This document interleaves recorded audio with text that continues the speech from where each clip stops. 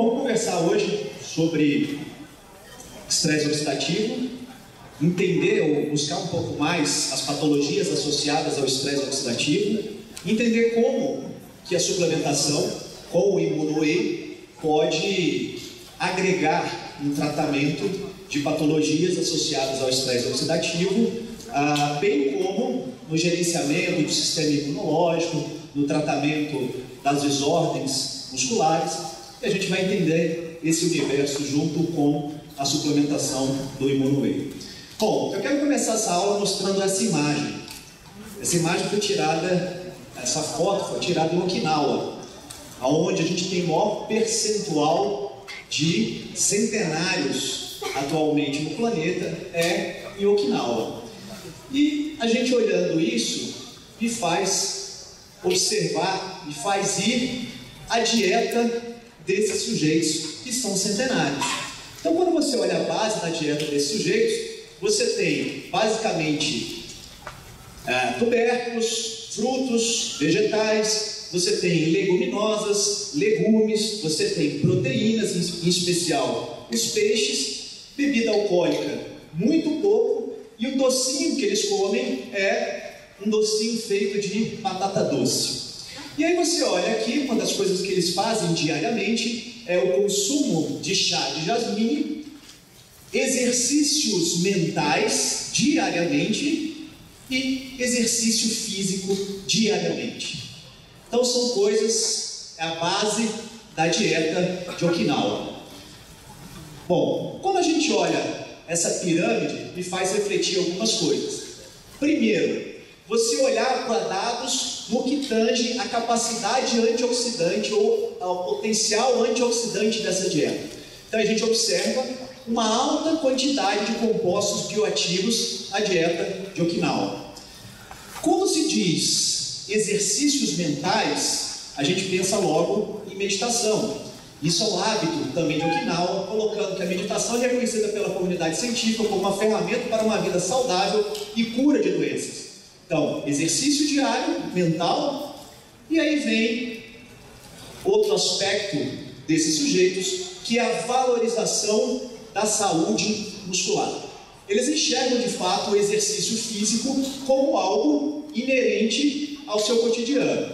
E quando a gente olha para esses aspectos associados ao exercício físico, nós pensamos nas principais funções do músculo esquelético. A gente olha, principal componente do gasto metabólico, manutenção da glicemia, aporta nutrientes, doador de aminoácidos para outros tecidos, quando a gente fala, por exemplo, de intestino, o músculo é o maior produtor de glutamina e o intestino o maior utilizador. A gente pensa na produção de miocinas, é um órgão endócrino, movimento e capacidade funcional e produção de calor. Então, de fato, o músculo esquelético exerce uma ação muito relevante no nosso organismo. E, basicamente, esses indivíduos de Okinawa sabem. Então a gente até brinca e fala o seguinte, que exercício, então, teria para ser recomendado, e exercício tem que ser feito, algo tem que ser prescrito. Você tem que ter uma prescrição de exercício, levar uma prescrição tão séria quanto, muitas vezes, o uso de um medicamento, uma vez que quando você olha as principais funções do músculo esquelético, você entende, então, o seu papel na homeostase do organismo. E aí, quando a gente pensa em exercício físico, nós temos que pensar nas adaptações metabólicas do exercício físico. A gente sabe, então, que o exercício físico estimula um fator de transcrição gênica chamada de PGC1-alfa, e quando você estimula essa PGC1-alfa, você tem aqui produção de enzimas antioxidantes, biogênese mitocondrial, angiogênese, modificação do tipo de fibra, oxidação e transporte de ácidos graxos. Então, dentro desse universo, a gente dá, de fato, uma valorização ao exercício físico, bem como ao padrão dietético dessa população, mas o que chama a atenção é quando a gente pensa em enzimas antioxidantes e biogênese mitocondrial. Então, ou seja, o exercício me leva ao aumento da minha expressão de enzimas antioxidantes e ao aumento da minha capacidade bioenergética por estimular o aumento do número de mitocôndrias. Para se entender a relevância do exercício físico, eu gosto muito dessa publicação que diz o seguinte, olha, a inatividade física e o sedentarismo têm um impacto deletério sobre a saúde humana que é comparado ao hábito de fumar. Então, quando a gente percebe a relevância do exercício físico e a importância dela na homeostase orgânica, não dá para a gente desconsiderar as adaptações metabólicas geradas pelo exercício físico e, consequentemente, se você não faz, as consequências da ausência do exercício físico. Então, quando a gente pensa na relevância do tecido muscular, a gente tem que entender alguns aspectos que degradam essa massa muscular. Então, os dois primeiros aspectos, e a gente vai discutir bastante sobre isso, é o estresse oxidativo e a inflamação crônica. Você tem a própria vida sedentária, que leva à diminuição das unidades motoras, diminuição das células satélites, a resistência à insulina está associada à degradação proteica, resistência anabólica é um quadro, fato que a gente vê os sujeitos sarcopênicos, mais com a idade mais avançada, gerando o que a gente chama de resistência anabólica, redução de hormônios como testosterona, hormônios tiroidianos, o hormônio de crescimento, estresse crônico, a gente conversou bastante sobre isso ontem, e padrão alterado de sono. Tudo isso impacta negativamente na minha saúde muscular. E aí eu quero chamar a atenção da inflamação crônica, sempre muito discutida nos congressos. E quando a gente fala de inflamação crônica, a gente está falando da ativação de um fator de transcrição gênica pró-inflamatório chamado NF-κB. E isso é algo que a gente não quer ativado no nosso organismo. Mas então, o que ativa esse tal NF-κB? Quando a gente olha de uma maneira geral, a gente observa que uma dieta rica em gordura trans aumenta a NF-κB, hiperglicemia, citocinas inflamatórias, poluentes, LDL oxidada, produtos de glicação e peroxidação avançados, intestino, ou seja, lipopolissacarídeos, vírus e fungos e espécies reativas de oxigênio. E aí, dentro desse âmbito de ativação de NF-κB, eu quero conversar justamente sobre as espécies reativas de oxigênio. Veja, se a gente está falando de espécies reativas de oxigênio, a gente tem que lembrar basicamente o sítio de iniciação onde a gente produz essas espécies reativas de oxigênio, e de fato nós estamos falando das mitocôndrias. E quando você olha para esse metabolismo mitocondrial, é importante, toda vez que a gente fala de espécies reativas de oxigênio, de radicais livres, que nós temos uma produção fisiológica. 2 a 5% do nosso processo de respiração celular gera esses radicais livres. E esses radicais livres são importantes para a resposta adaptativa.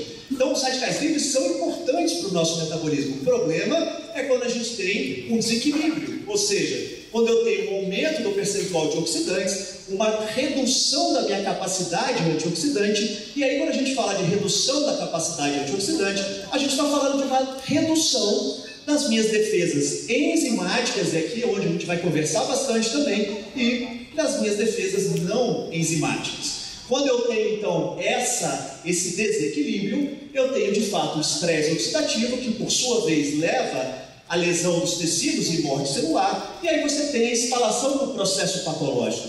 Então, a gente vê que o estresse oxidativo está aí imerso em diversas patologias. E, basicamente, por que isso acontece? Eu tenho aqui uma bicamada fosfolipídica, essas espécies reativas de oxigênio vão atuar diretamente, levando a um processo de degradação dessa membrana celular, agindo diretamente nos ácidos graxos poliinsaturados da membrana, e por conta desse processo degenerativo da membrana, gerada pelas espécies reativas de oxigênio, agora a gente tem essas espécies reativas de oxigênio na região intracelular.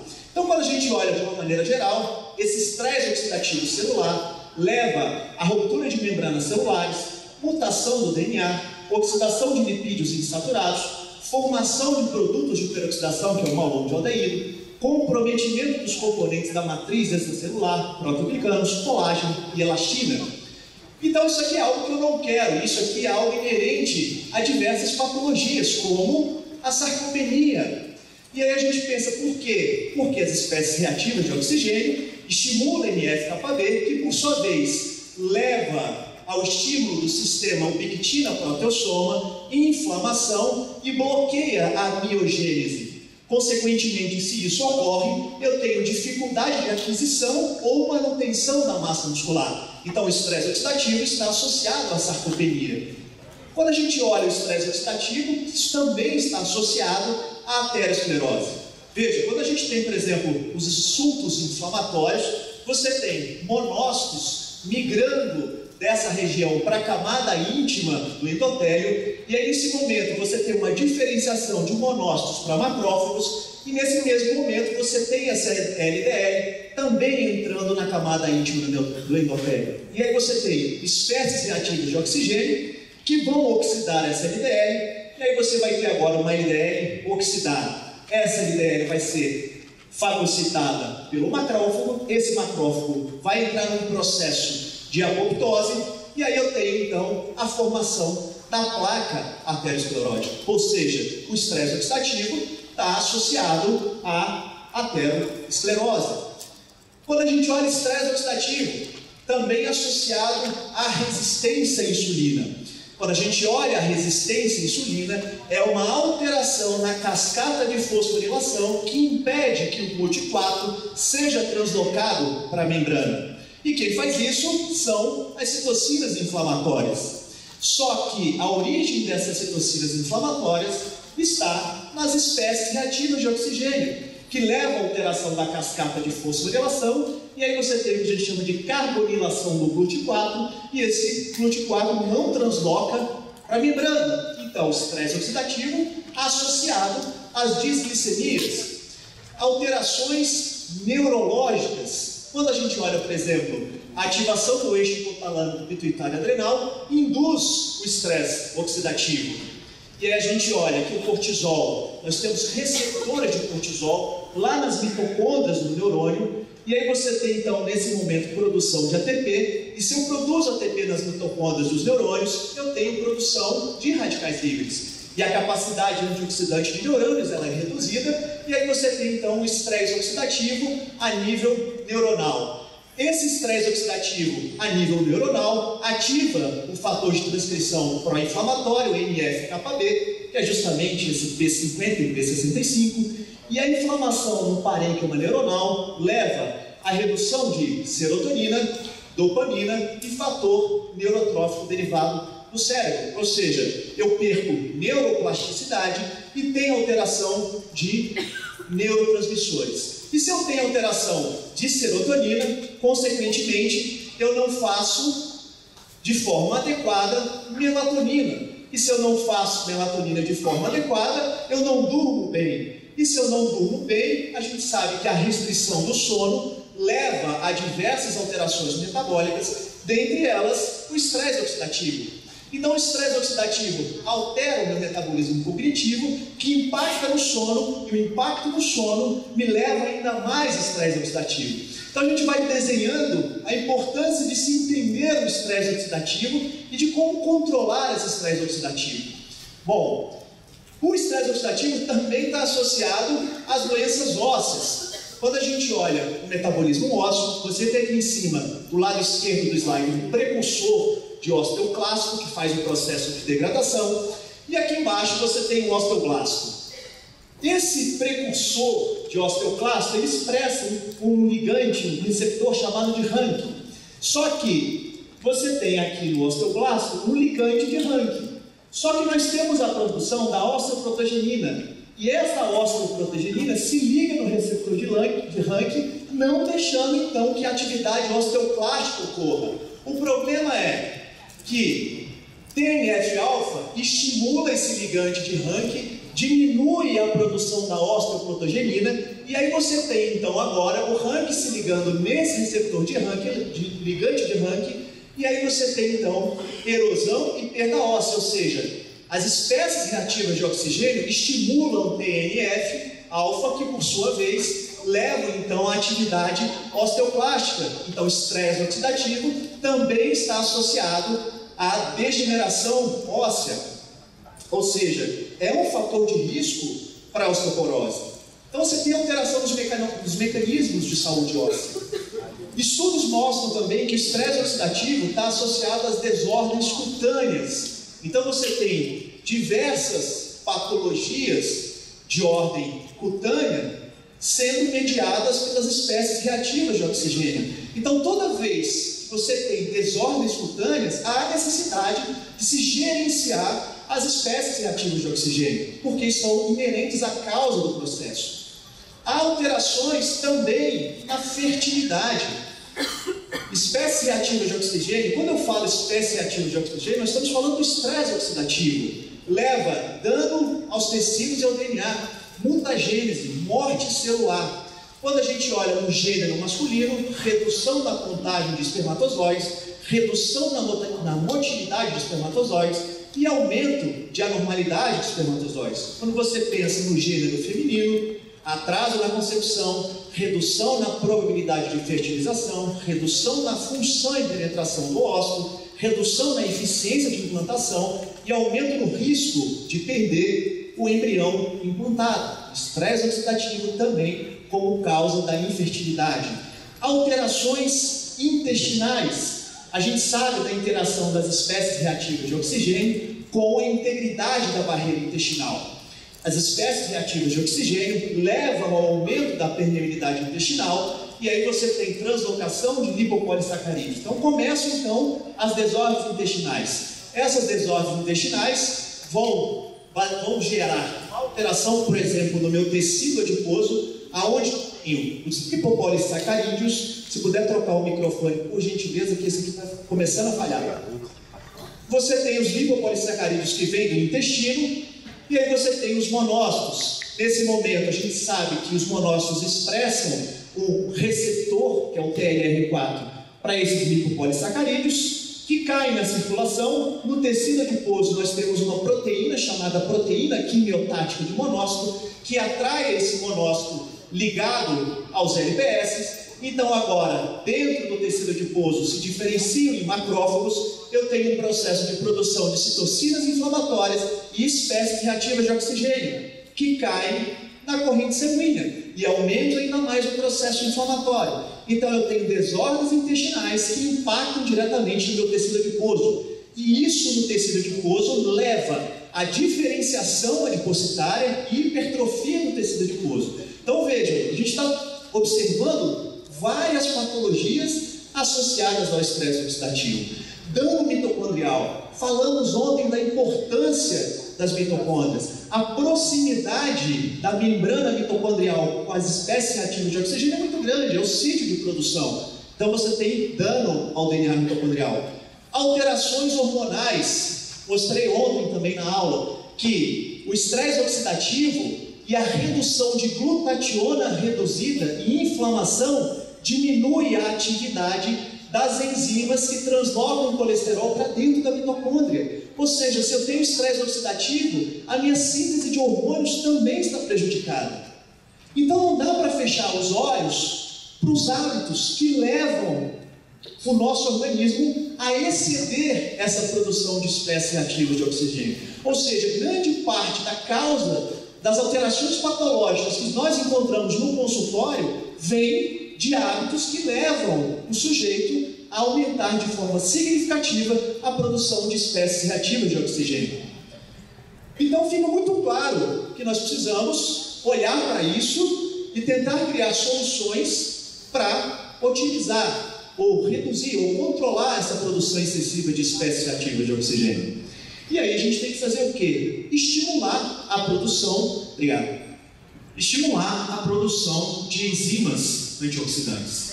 Nós temos aqui um fator respiratório nuclear que está aqui no citoplasma da célula, preso a uma proteína chamada KIP1. E aí você tem, se você estimula ela de forma adequada, você vai ter um processo de síntese de enzimas antioxidantes. Só que se você não faz nada, se você não estimula, a gente fala que ela sofre um processo de ubiquitinação e ela é degradada. Agora, se você estimula ela corretamente, como que você estimula esse fator respiratório nuclear? Você estimula com curcumina, compostos bioativos. Você tem aqui antocianina, você tem o ácido elágico, você tem o sulforafano e você tem as catequinas e o exercício. O que isso faz? Faz com que o fator respiratório nuclear se desprenda dessa proteína chamada de KIP1 e ela transloque para o citoplasma, para o núcleo. E aí o que você tem nessa hora? Produção de enzimas antioxidantes, glutationa reduzida, glutationa peroxidase e superoxidase. É isso que eu preciso fazer. Eu preciso então tratar o estresse oxidativo diminuindo o gatilho e dando condições do meu corpo sintetizar enzimas antioxidantes, a minha defesa enzimática. Só que eu preciso de substratos para gerar a glutationa. E aí a gente tem que pensar, se eu estou pensando no radical livre, eu penso no radical superóxido, que vai fazer então, vai desmutar, na verdade a superoxidase, vai desmutar o radical superóxido. Aqui são os cofatores que eu preciso para fazer a superoxidase, para fazer então o peróxido de hidrogênio. É esse peróxido de hidrogênio que vai ser o alvo que a gente vai trabalhar em cima dele. E aí esse peróxido de hidrogênio vai ser neutralizado pela glutationa peroxidase, gerando então água. Então vamos olhar para essa glutationa. Bom, se a gente olha para a glutationa, eu quero justamente que ela pegue o peróxido de hidrogênio e sintetize em água, eu preciso de duas coisas: a glutationa peroxidase e a glutationa redutase. Eu preciso de vitamina B2 e preciso de selênio. E aí em cima, para eu fazer a glutationa, eu preciso de cisteína, eu preciso de glutamina e eu preciso de glicina. E aí que a gente olha, eu preciso de enzimas aqui que fazem a condensação desses 3 aminoácidos. E quem faz isso? O magnésio. E aí eu vou olhar para precursores de cisteína, glutamato e glicina. Aonde que eu vou encontrar isso? O whey. O whey é uma fonte riquíssima de cisteína, glutamato e glicina. Agora, a gente tem que saber se o whey de fato, que é precursor de cisteína e glicina, se de fato ela modifica o perfil de glutationa. Então, esse estudo avaliou uma suplementação de whey em 2 grupos, comparou whey com caseína e avaliou ela como um doador de cisteína e verificou se de fato houve um aumento da glutationa. E sim, o whey aumentou a glutationa reduzida e, como consequência, em eu melhorar a minha capacidade antioxidante, porque eu aumentei a glutationa, se verificou também um aumento da performance desses sujeitos. Então, de fato, o whey tem estudos mostrando que ela é um precursor de glutationa. E aí você vai ver por quê. Quando você observa o aminograma, a gente percebe que a whey é rica tem uma concentração de cisteína. Aí você olha outro estudo e observa que a deficiência de síntese de glutationa pode ser corrigida com suplementação de cisteína e glicina. E aí você observa outro detalhe. Jovens, você vê que jovens têm uma boa síntese de glutationa. Isso jovens sem estar em meio ao estresse oxidativo. E que idosos têm uma redução na síntese de glutationa. E quando se observa os idosos que foram suplementados com cisteína e glicina, a síntese absoluta de glutationa reduzida aumentou. E a conclusão desse estudo: a deficiência de glutationa em idosos ocorre em função de uma acentuada redução na síntese. Ainda, a suplementação com precursores de glutationa, cisteína e glicina restaura totalmente a síntese e as concentrações de glutationa e reduz os níveis de estresse oxidativo e danos oxidativos. Então, eu ofertar para o meu paciente algo que esteja rico em cisteína e glicina, de fato, é uma estratégia relevante do ponto de vista clínico em gerenciar essas espécies reativas de oxigênio que nós vimos o efeito deletério, gerando então diversas patologias. Outro dado interessante é que diabéticos, por exemplo, têm uma concentração baixa de glutationa. Faz sentido, eles estão em meio ao estresse oxidativo, têm um dano oxidativo maior e, consequentemente, menos glutationa reduzida. Ao passo que, quando você olha para a glutationa oxidada, pacientes diabéticos têm uma alta concentração de glutationa oxidada. Nós vimos que, quando a gente olha a fisiopatologia da resistência à insulina, da diabetes, as espécies reativas de oxigênio estão associadas. E, obviamente, se eu não tenho glutationa, eu agravo ainda mais esse processo. Ainda a gente pode pensar na importância da glutationa no processo de detoxificação de moléculas eletrofílicas a partir da gama-GT. Eu preciso aqui da glutationa S-transferase. Sem cisteína, sem glicina, sem glutâmico, eu tenho uma redução, uma menor eficiência da minha atividade detoxificante. Então veja o papel relevante que a glutationa tem. Então nós vimos o papel deletério das espécies reativas de oxigênio e o papel relevante que a glutationa tem no metabolismo humano. E justamente por conta desses mecanismos que a gente sabe que são danosos ao organismo das espécies reativas de oxigênio e a importância da glutationa, e já sabendo que a whey já começa a ser uma fonte de aminoácidos precursores de glutationa, a Essential lançou então o Immuno-Whey Pro-Glutationa. A gente tem que entender o que é esse Pro-Glutationa. Vamos olhar aqui novamente a síntese de glutationa. Quando a gente observa cisteína, houve uma adição, você tem praticamente o dobro de cisteína no produto que se tem numa whey convencional. Quando a gente olha a glutamina, houve uma adição de glutamina, ou seja, num aminograma você tem uma concentração de glutamina maior do que o produto convencional. A gente viu que as enzimas que fazem a condensação de cisteína, glutamato e glicina são dependentes de magnésio. Então foi colocado no produto ascorbato de magnésio e magnésio taurato. Se a gente olhar ainda a B2, que é importante para a redução da glutationa oxidada, foi colocada a vitamina B2 na forma ativa, que é a riboflavina 5-fosfato. Se a gente olhar o selênio, foi colocado um selênio altamente biodisponível, que é a selenometionina. Então o produto foi todo pensado em ofertar cofatores para a síntese de glutationa, uma vez da relevância que a gente está vendo, a importância da glutationa no metabolismo humano. Então, além da adição dos aminoácidos precursores de glutationa, além dos cofatores para a síntese dessa glutationa, magnésio, vitamina B2 ativa e selenometionina, houve adição também de tocoferol e taurina.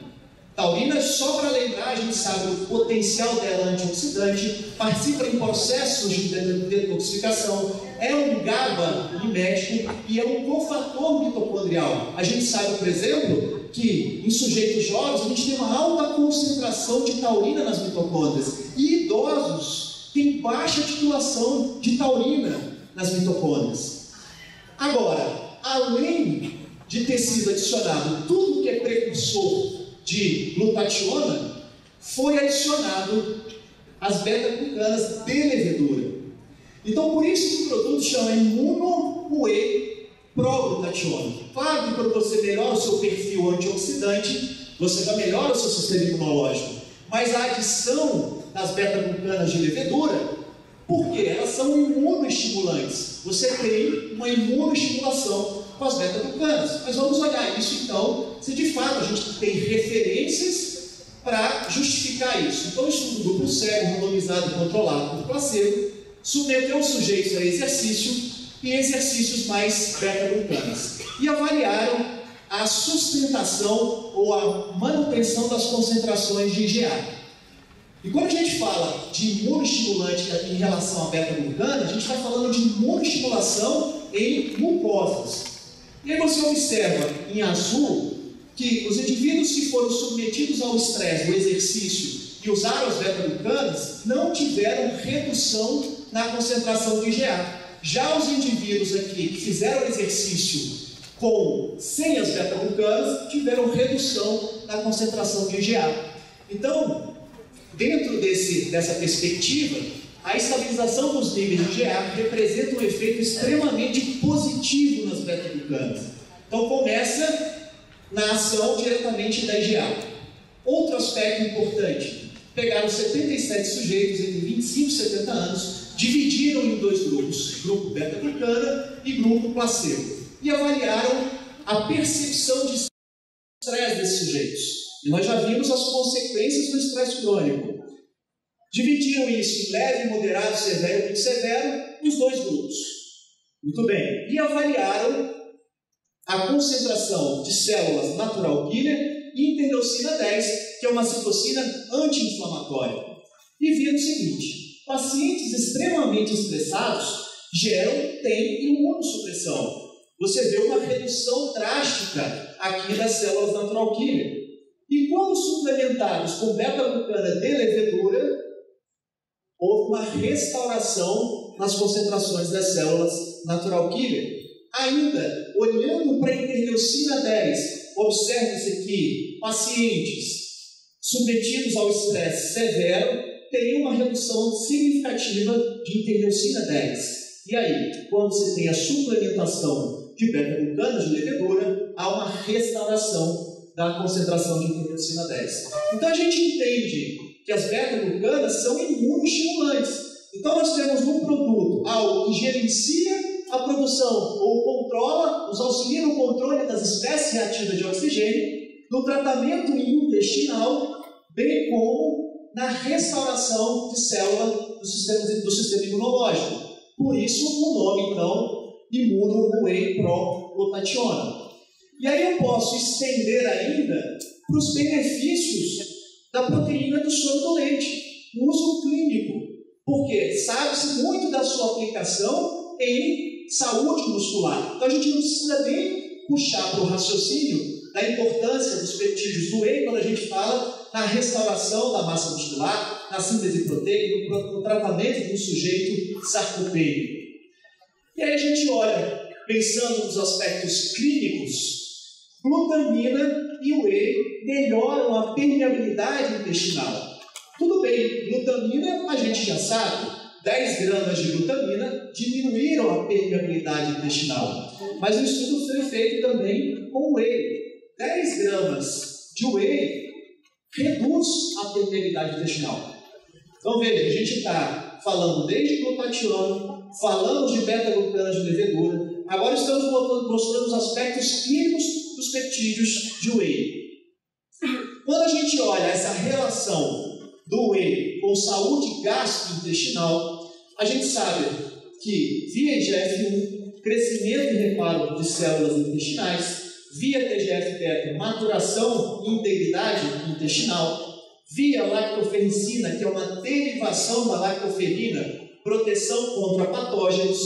Quando você tem a lactoferrina, ela tem efeito prebiótico, e quando a gente pensa em imunoglobulinas, a gente pensa em excreção de toxinas. Então temos uma aplicabilidade também do whey, falando da saúde gastrointestinal.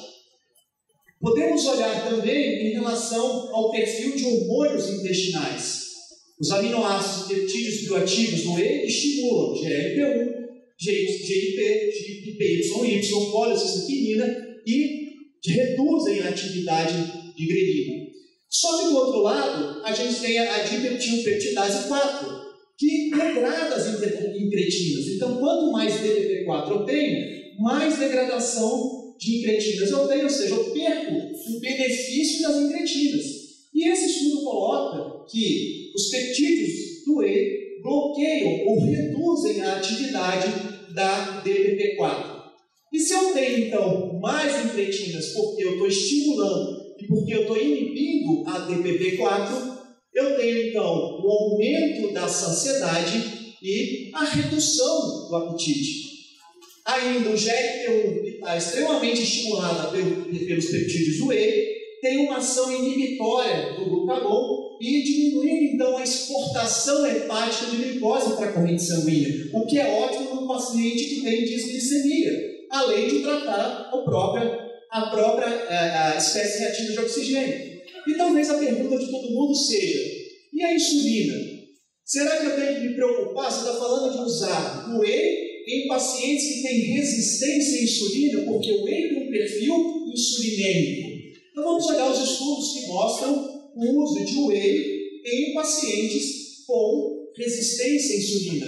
Sujeitos obesos que apresentavam 1 ou 2 fatores de risco para a síndrome metabólica foram suplementados com 60 gramas de whey durante 12 semanas. Resultado, em 12 semanas, a insulina reduziu em 11% e o HOMA-R reduziu em 10%. Então, veja, independentemente do perfil insulinêmico associado a um manejo nutricional, há sim a tranquilidade de se ofertar whey ainda associado à beta-glucana de levedura e com precursores de glutationa. Quer dizer, eu estou só ofertando ativos, compostos que vão beneficiar a saúde orgânica do sujeito. Outro ponto de vista do whey é a redução, né, do risco ou prevenção quando a gente fala de marcadores cardiometabólicos. Existe um possível mecanismo na síntese hepática de colesterol. A princípio, sugere-se que a whey inibe a hidroximetilglutaeno-CoA-redutase. Consequentemente, você tem menos síntese de colesterol, menos éster de colesterol, menos ApoB, menos da LDL e uma redução da LDL. E aí você pensa assim, é interessante, claro, até porque quando a gente olha a arteriosclerose, você pensa na arteriosclerose como uma doença associada às espécies reativas de oxigênio. Então, eu estou reduzindo uma possível molécula que pode ser oxidada e ainda estou dando os cofatoras de glutationa que reduzem o risco de incidência de reatividade, consequentemente, oxidação. A conclusão que a gente pode ter desse cenário é a seguinte: quando a gente olha para o ImmunoWhey, eu posso pensar no tratamento do estresse oxidativo, na sua ação como imunoestimulante, no tratamento das desordens musculares, aí pensando em síntese e recuperação. E claro, lá em cima, quando a gente fala do tratamento do estresse oxidativo, nós estamos pensando aí em todas as patologias que nós vimos associadas ao estresse oxidativo. E ainda posso pensar na saúde intestinal. Bom, dentro desse universo, eu digo sempre o seguinte: nós temos dois tipos de pacientes que chegam no nosso consultório. Nós temos um paciente como esse sujeito, Ned Hamilton, que é um cara que tem 51 anos de idade, que desde muito cedo pensou em estilo de vida. Desde muito cedo criou hábitos de estilo de vida saudável. E que é um sujeito que pode bater no nosso consultório para criar ferramentas para continuar tendo um estilo de vida saudável. Ok, a gente tem ferramentas, tem suplementos que auxiliam o sujeito com isso. E do outro lado, nós temos esse sujeito. É o sujeito que ele chega no consultório batendo a cabeça. E ele insiste em continuar batendo a cabeça. Ele não quer mudar os seus hábitos. Você fala para ele que ele precisa mudar, mas ele quer continuar se agredindo. Então, se esse sujeito quer continuar se agredindo, a gente dá um capacete para ele. Né? Como que a gente dá um capacete? Com uma suplementação que, de fato, o auxilie para que ele entenda a necessidade de mudar o estilo de vida dele. E se, de fato, ele não entender isso, esse capacete, em alguma hora, ele vai rachar. O que eu quero dizer é o seguinte: em algum momento, há necessidade de se mudar o estilo de vida. Então, nesse contexto, nós temos que criar ferramentas que possam tirar o sujeito desse quadro danoso e, de fato, restabelecer a saúde clínica desse sujeito. Essa é a ideia quando foi pensado no produto como o ImmunoWhey, é criar justamente o universo baseado na ciência, no qual se possa oferecer, então, a esse sujeito ferramentas para o seu tratamento clínico. É isso, eu espero que, de alguma forma, isso tenha contribuído